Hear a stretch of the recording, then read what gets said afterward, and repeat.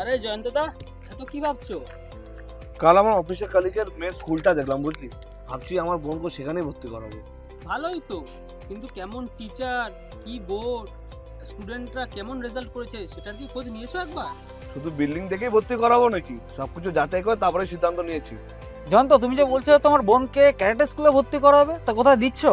বাড়ির পাশের মাঠে একজন স্যার শেখান, ভাবছি সেখানেই ভর্তি করাবো। স্কুল নিয়ে এত খোঁজ করছো আর ক্যারাটের জন্য এত সাধারণ জায়গা? হানসি প্রেমজিৎ সেনের সংস্থার নাম শুনেছো? হ্যাঁ, ওনার নাম তো শুনেছি। উনি তো ন্যাশনাল লেভেল ট্রেনার। একদম ঠিক। ওনার নাম তো প্রায় ইন্টারনেট ও নিউজ পেপারে দেখা যায়। ঠিক বলেছো। উনি রাজ্য, জাতীয়, এশিয়া, এমনকি বিশ্ব ক্যারাটে অর্গানাইজেশনের সাথেও যুক্ত। 2005 সাল থেকে তার সংস্থার ছাত্ররা নিয়মিত মেডেল জিতছে দেশে বিদেশে। এছাড়া ওনার সংস্থা সারা ভারতবর্ষ এবং ভারতের বাইরে 8টি দেশে রয়েছে। তা উনি কি সব জায়গায় শেখান?